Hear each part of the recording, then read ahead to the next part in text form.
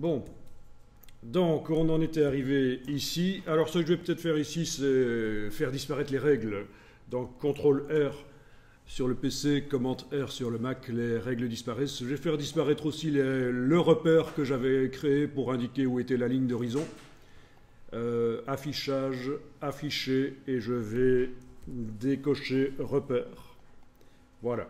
Ils sont toujours là, il est toujours là le repère, mais donc je ne le vois plus. C'est pas plus mal. Bon, avant de continuer sur la bestiole ici, je vous propose d'aller faire le détourage d'un arbre, un sujet complexe. Comme ça, ça nous changera un peu de la bestiole. Et en plus, comme ça, vous verrez une technique à utiliser quand on a affaire à des objets complexes. Donc on va aller faire un petit tour sur le web et aller chercher une image d'un arbre. Alors il faudra quand même que l'arbre se détache sur un fond assez uni. Et s'il est devant d'autres arbres, on est mal barré en fait. Hein. Donc je vais taper tree. Moi je vais taper public domaine entre guillemets. Donc ce qu'on va voir ici n'est pas très facile. C'est pas très difficile non plus. Ok, dans les outils de recherche, je vais peut-être demander quand même d'avoir une taille supérieure à 2 mégapixels. Ok.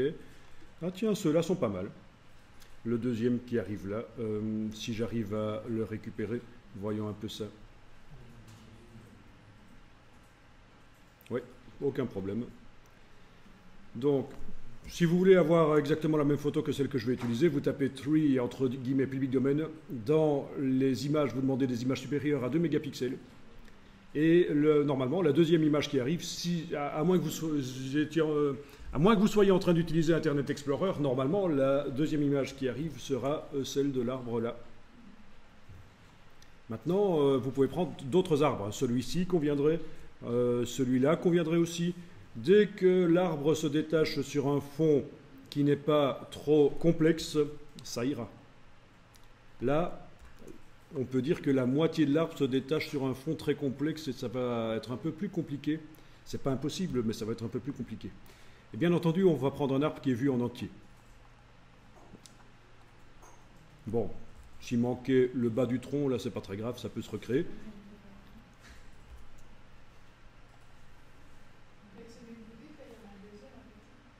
Ah oui, il y en a un deuxième, oui. On va s'arranger pour, en effet, le supprimer. Bah, c'est un tronc, il n'y a pas de feuilles. En fait, toutes les feuilles appartiennent au arbre de devant, non? Bon, c'est pas très grave. De toute façon, un arbre, c'est organique, ça peut partir dans tous les sens. Ok. Vous prenez un arbre sur un fond.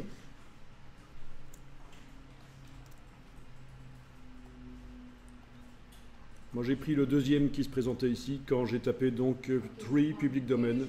Voilà.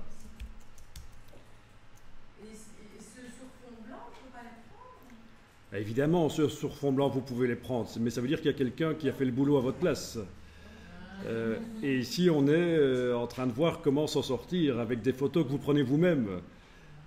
Ben oui, ceux sur fond blanc, on va parler des fonds blancs après. Comment sortir rapidement un objet d'un fond blanc. C'est vrai que ça peut être intéressant, notamment celui-ci par exemple, ce genre de choses, ou même des choses encore plus complexes. On va voir.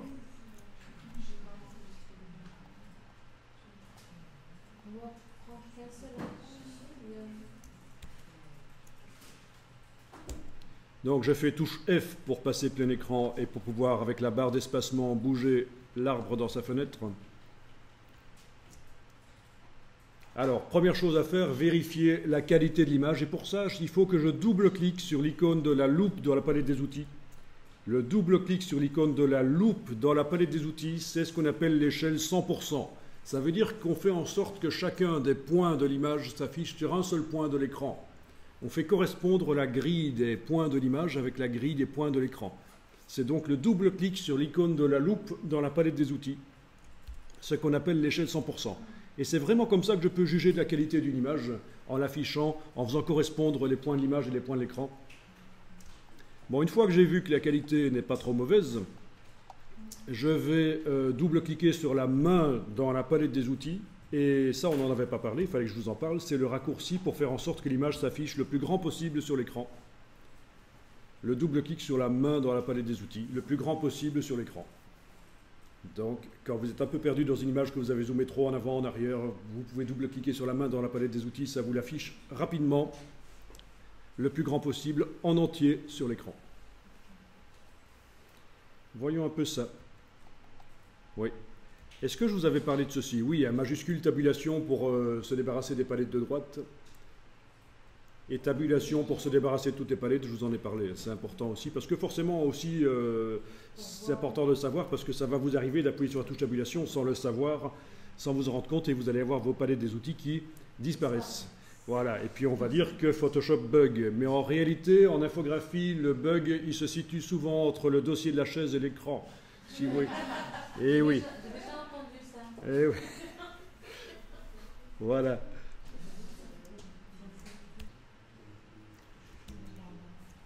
Alors, le principe, c'est que je vais en fait utiliser une des couches de l'image pour créer la sélection. Et je dois donc aller dans la palette des couches, menu fenêtre, couche. Ah, il était là en bas à gauche, je n'avais pas vu. Voilà, ça c'est la palette des couches. Et je dois cliquer sur chacune des couches et regarder dans l'image pour voir dans quelle couche l'arbre se détache le mieux de son fond en silhouette. Dans ce cas-ci, la couche bleue. Ça va vraiment dépendre du sujet, parce que ce qu'on voit ici sur les arbres, évidemment, fonctionnera aussi sur d'autres sujets complexes. Vous avez compris que faire une sélection manuellement sur un sujet aussi complexe, ça ne va pas être évident, et donc on va tenter de le faire en automatisant partiellement la chose. Eh bien, une fois que vous avez repéré quelle est la couche dans laquelle l'arbre se détache le mieux en silhouette par rapport à son fond, vous allez dupliquer la couche, vous prenez la couche, vous l'amenez sur le bloc de feuilles dans le bas de la palette des couches et vous obtenez une copie de la couche. Et cette copie de la couche, c'est notre sélection, on va l'utiliser, mais avant d'utiliser, il faut l'améliorer. Il faut que l'arbre soit encore plus foncé sur un fond encore plus clair. Bon, ceci dit, avec certains sujets, ce sera l'inverse, hein. Le sujet sera clair et le fond sera foncé, mais le principe reste le même, hein. Quand on dit qu'il faut qu'il se détache en silhouette, ça peut être blanc sur fond noir aussi. Bien, donc vous vérifiez que vous êtes bien en train de travailler sur bleu copie. Les trois autres couches de l'image, on les laisse tranquilles. Il ne faut pas qu'on modifie la couleur de l'arbre pour l'instant. Donc il ne faut surtout pas qu'on aille dessiner dans les couches. C'est sur la couche bleu copie qu'on va dessiner. Alors on va utiliser des outils. D'abord, je vais peut-être enregistrer cette image au format Photoshop. Voilà, comme ça, j'ai une sécurité au cas où je foire. On va utiliser des outils qui servent à éclaircir et assombrir. Alors, il faut toujours commencer par travailler sur le fond. Dans ce cas-ci, le fond est déjà clair par rapport au sujet, et donc je vais éclaircir. Parfois, le fond sera foncé et le sujet sera clair, donc je devrais commencer par assombrir. Mais en tout cas, ce qui est sûr, c'est qu'il faut commencer par travailler sur le fond. Alors, les outils qui servent à éclaircir et assombrir, ils sont ici. La sucette, exactement. Ben oui, c'est une sucette. Vous n'avez jamais remarqué que quand vous collez une sucette sur une photographie, ça éclaircit la photo? Je rigole, n'importe quoi. Ce sont des outils traditionnels de la photo, en fait. Hein. Mais... Hein? D'après votre cours que j'ai vu sur YouTube. Ah oui, et bien décidément. Donc le principe, c'est qu'en photo, on projette un négatif sur un papier et on empêche avec cet outil-là que la lumière arrive à certains endroits de la photo. Comment travailler en négatif? Si on empêche que la lumière arrive, ça éclaircit. Bon. Donc, outil densité moins, il va falloir le régler ici au-dessus pour qu'il éclaircisse ce qui est déjà clair. Donc, gamme ton clair. Au niveau de l'exposition, 50% c'est un peu trop, on va mettre à peu près 20%. Ensuite, il va falloir prendre une forme de brosse assez grande parce qu'on n'est pas là pour nettoyer les toilettes à la brosse à dents. Et oui, nous allons agrandir quand même un peu ça. Donc CTRL-ALT et vous faites le clic droit sur le PC, le clic gauche sur le Mac pour avoir une brosse un peu plus grande quand même. Donc je répète, l'outil densité moins qui vise les tons clairs avec une exposition d'à peu près 20% et une brosse plus grande. Et je passe sur le fond et vous devriez remarquer que le gris clair devient blanc. C'est le but.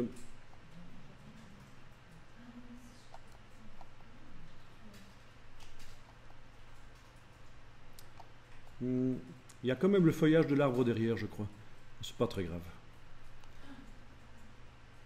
Bon, il ne faut pas trop insister quand même. Il faut, parce que ça va bouffer le détail si vous insistez, ça va pixeliser.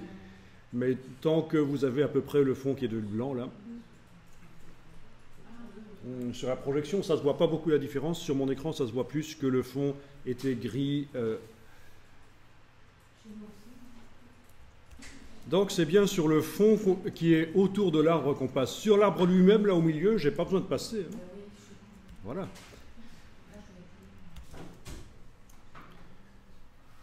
Ok, je vais enregistrer ce document. Alors pour être sûr de ne pas faire d'erreur, je vais enregistrer sous un autre nom. Et une bonne idée, c'est d'incrémenter comme ça. Vous voyez, j'ai mis d'abord 0,1 et puis là, je mets 0,2. Donc, je vous conseille de faire comme ça aussi. Comme ça, si vous foirez complètement un travail, vous aurez au moins la version précédente qui sera sur le disque dur. Et donc, le but, je vous rappelle, est de faire en sorte que dans la couche bleu copie, enfin bleu copie, ça peut être vert copie, rouge copie, ça dépend de votre image. Eh bien, dans la couche, il faut que le sujet se détache le plus contrasté possible par rapport à son fond. Donc, on a fait la première étape qui est de rendre le fond bien blanc. On va assombrir maintenant l'arbre. Et pour ça, on va utiliser l'autre outil qui est là derrière, l'outil densité plus. Et qui va viser quoi comme les tons foncés. À peu près aussi à 20% pour ne pas y aller trop rapidement. Donc, eh bien oui, c'est les tons foncés. Densité plus, tons foncés. Alors ce genre d'outil peut être utilisé sur les photographies aussi, pour modeler la lumière dans les photos, couleur. Mais il y a une technique nouvelle que je vous expliquerai qui consiste à utiliser un calque. Donc en fait, ceux qui ne connaissent pas la technique nouvelle utilisent aussi ces outils-là pour modeler la lumière dans les photos. Mais il y a une technique nouvelle, on la verra. Alors n'hésitez pas à donc utiliser une grande brosse et vous passez sur l'arbre. Bon, et voilà, on passe. Il vaut mieux éviter de passer trop, sinon ça va commencer à pixeliser. Voilà, c'est bon comme ça. Il reste des pixels gris sur le bord, mais c'est pas grave, ça fera de la transparence dans les feuilles.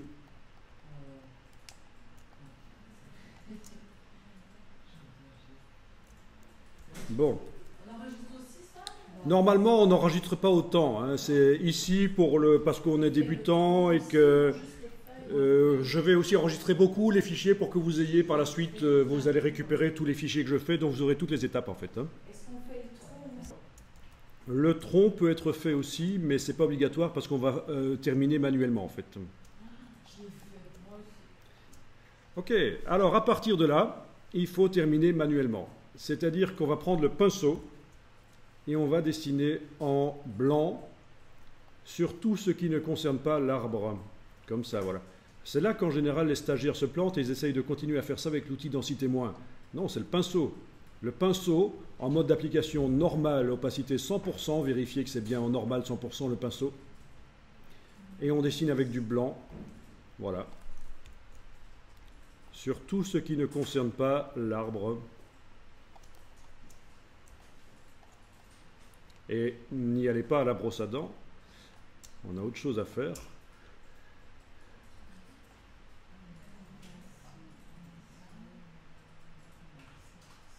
N'allez pas trop près de l'arbre avec le pinceau, évidemment.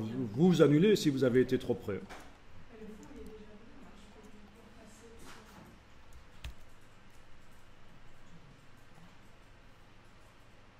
Bon, il ne faut pas être trop perfectionniste non plus.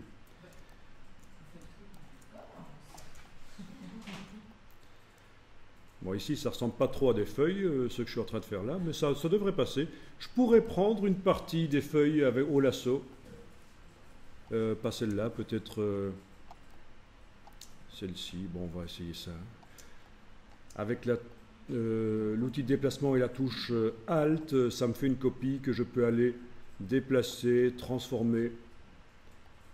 Bon, ça c'est du cas par cas en fait. Mais on verra après. Je ne vais pas le faire ici. Il vaut mieux le faire après en fait sur la version couleur au tampon.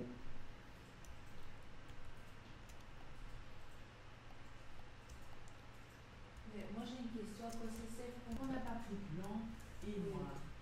Pourquoi est-ce qu'on a éclairci avec l'outil densité moins? Ben parce qu'il me permettait d'aller dans les petits trous, alors qu'au pinceau blanc, ça aurait été tout un boulot d'aller remplacer le gris clair par du blanc. Eh oui.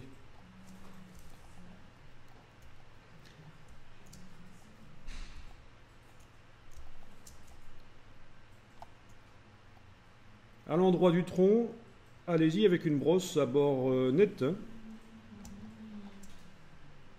Vous pouvez faire des droites dans Photoshop. C'est clic, majuscule clic. Je recommence pour ceux qui n'auraient pas vu. Clic, puis je vais à l'autre extrémité, touche majuscule, clic, ça fait des droites.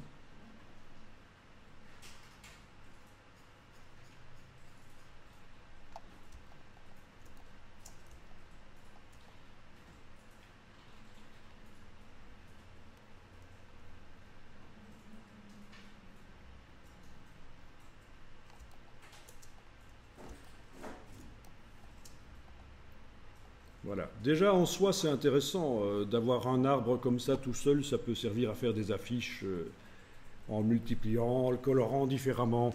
Enfin, je veux dire, déjà le contenu de la couche ici pourrait être utile et intéressant. Bon, eh bien je vais aller sur le web chercher une image dans laquelle je vais mettre ça, parce que c'est vrai qu'au final je vais la mettre dans l'image de la ville avec le loup, mais je vais quand même faire un premier test, parce que j'aimerais vous montrer la création d'ombres projetées. Donc je vais aller chercher un désert sur le web. Mon but est d'avoir un fond qui est quand même simple, pas un fond complexe. Donc ce genre de choses, c'est bien. Ça c'est un peu moins bien pour ce que je veux démontrer. Il vaut mieux un fond simple, parce qu'on va faire une ombre projetée.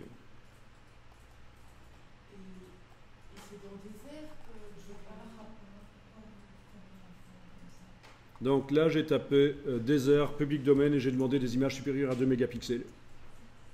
Parce qu'il va mettre l'arbre sur le. Oui, mais l'arbre, c'est pas pour notre photo avec. Si, c'est pour la photo avec le loup, mais dans un premier temps, j'aimerais faire un test d'ombre projetée.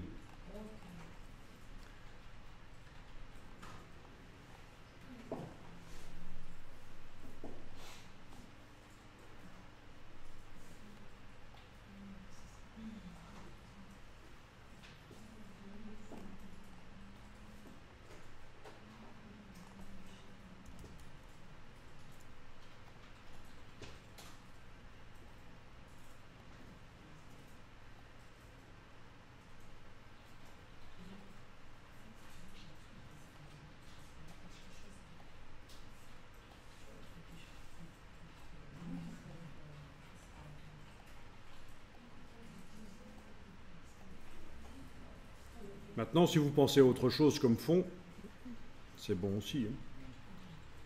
Ça peut être une... Oui. J'ai un peu de mal ici à obtenir une image d'un désert valable. On va dire, je vais essayer avec ça éventuellement.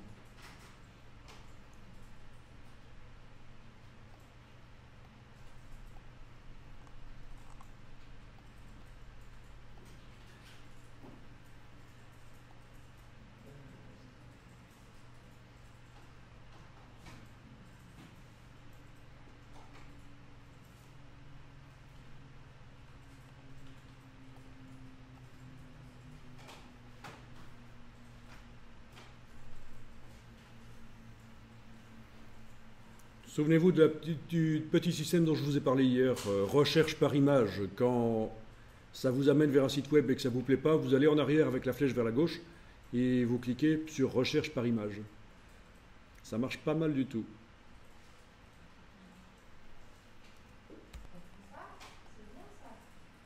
Vous prenez une image d'un désert et c'est bon.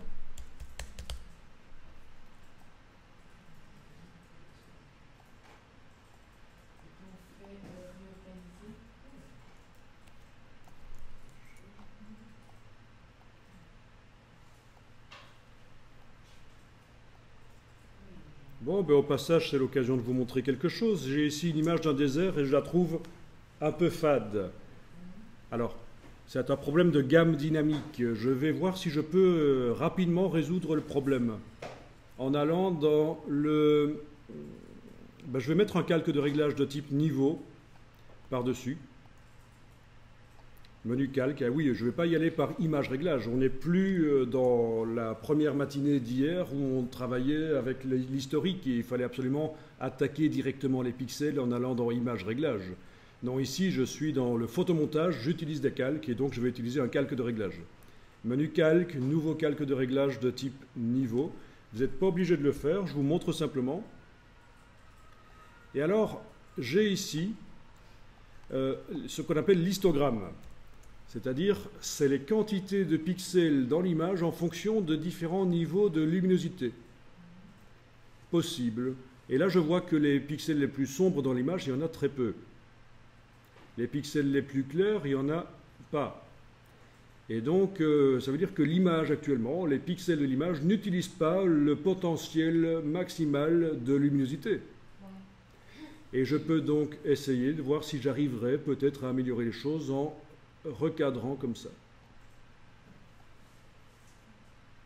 Ça, c'est ce qu'on appelle redéfinir la gamme dynamique des images. Quand vous avez affaire à des vieilles photos, à des photos un peu fadasses, ça peut être une solution. En plus de ça, nous avons le curseur de milieu qui permet de modifier l'intensité lumineuse des tons moyens. Et c'est pas bien d'aller dans les courbes? Alors, parfois, le réglage niveau, quand on a affaire à un problème de dynamique d'image, c'est mieux. C'est pour ça que les deux sont utilisés, en fait. C'est un calcul différent. Vous voyez l'avant-après, c'est pas mal, hein? Bon. Donc, voilà. Donc, si votre image vous paraît correcte, vous n'êtes pas obligé de faire ça, bien entendu. Vous n'êtes pas obligé de faire ça. On peut aussi descendre sur chacune des couches et faire la même chose, ce qui devrait normalement équilibrer les couleurs.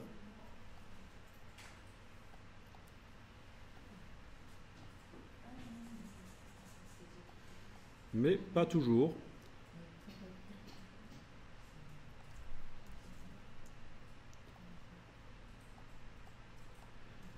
Mais enfin, retenez cette astuce pour retoucher les photos rapidement, ça peut être vraiment intéressant.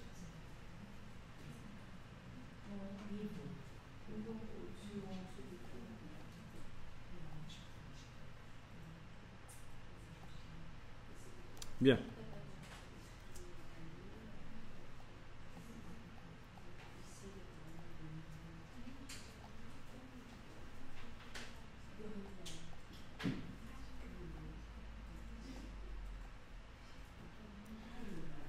Ok, alors je vais mettre donc l'arbre dans ce désert.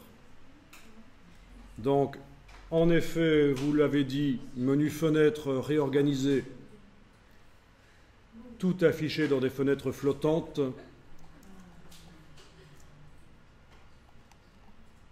Et je m'occupe de l'image du désert et de celle de l'arbre.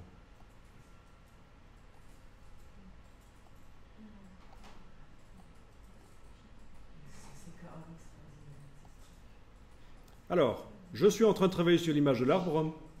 Je vais réactiver le travail sur l'image parce que pour l'instant, je suis en train de travailler sur la couche alpha qui s'appelle Bleu Copy. Donc, je clique sur le mot RVB. Attention, ceci n'est pas un mot, c'est un œil. Donc, quand on dit de cliquer sur le mot RVB, c'est bien ceci. Et si vous avez la couche alpha qui s'affiche toujours, vous enlevez l'œil en face d'elle parce que ça ne nous sert à rien de voir la couche alpha qui s'affiche par-dessus l'image. Par contre, nous allons appeler la couche alpha. On va récupérer la sélection de la couche alpha. Et ça, c'est avec la touche contrôle du PC ou commande du Mac. On clique à cet endroit-ci et ça appelle la sélection. La touche contrôle du PC ou commande du Mac permet de rappeler la sélection, la récupérer. Vous avez bien cette situation-là, donc vos couches RVB sont activées et affichées, la couche alpha n'est pas activée, n'est pas affichée, et on a récupéré la sélection, on a rappelé la sélection avec la touche contrôle en cliquant sur la couche alpha.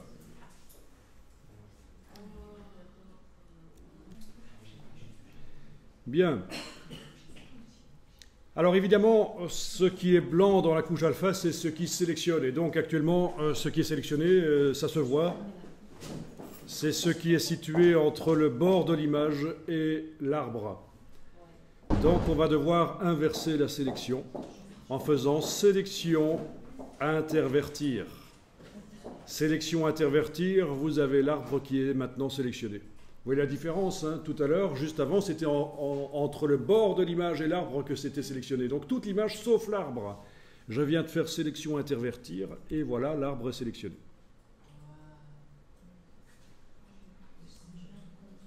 Alors ici, exceptionnellement, c'est une exception, on ne va pas transformer la sélection en masque de fusion comme on l'a fait hier pour le chien.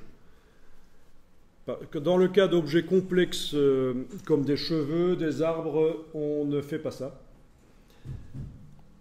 Maintenant, il y a peut-être des techniques dans lesquelles on va le faire. Donc, il est possible que certaines techniques fassent intervenir la création d'un masque de fusion, même si on a des objets complexes. Mais dans la technique que je vous explique ici, on saute l'étape du masque de fusion et on va déplacer directement ce qui est sélectionné vers le désert. Donc votre image du désert doit être au moins partiellement visible, comme c'est le cas ici chez moi. Vous avez bien les couches rouge, vert, bleu qui sont activées, c'est ça qu'on transporte, c'est l'arbre verdâtre qu'on transporte, c'est pas l'arbre noir de la couche alpha. Donc c'est bien les couches rouge, vert, bleu qui doivent être activées. Je prends l'outil de déplacement et je vais déplacer. Mais alors attention, l'arbre il est plein de trous. Alors j'aime autant le prendre par le tronc, c'est plus simple. Parce que si vous le prenez par là, le milieu, il y a une chance, il y a parfois des chances que vous soyez dans un trou. Alors je clique sur le tronc avec l'outil de déplacement et je le déplace sur l'image du désert. Et voilà, il est là. Alors, cette image-là, je vais l'afficher plein écran, donc touche F, et je vais voir un peu cet arbre. S'il est trop grand par rapport au décor, vous savez ce qu'il faut faire. Il faut jeter le calque, multiplier les pixels du décor par image, taille de l'image, et ramener à nouveau l'arbre, comme ça il ne sera pas trop grand dans le décor. C'est la même chose que pour le loup hier. C'est pas en fait l'élément que j'amène dans le décor qui est trop grand, c'est le décor qui est trop petit. C'est comme ça qu'il faut réfléchir. Ok. Alors, il est possible que sur le bord de votre arbre, vous ayez une espèce de halo gênant. Voilà comment vous allez pouvoir essayer de résoudre le problème. Vous êtes donc en train de travailler sur le calque qui contient l'arbre. Vous essayez menu calque en haut de l'écran, dernière ligne, ça s'appelle cache. Et notre arbre était sur un fond clair. On va donc demander retirer le cache blanc. Si on avait un arbre qui, dans sa photo originale, était sur un fond foncé, on demanderait retirer le cache noir. Mais c'est donc menu calque, cache, retirer le cache blanc. Voilà. Donc voilà, vous avez l'avant-après, et c'est à vous de juger, tiens, est-ce que retirer le cache blanc a amélioré ou pas? Dans ce cas-là, chez moi, non. Parfois ça améliore, parfois pas. Dans mon cas, ça n'a pas amélioré, donc je vais annuler cette opération. Alors, vous enregistrez l'image.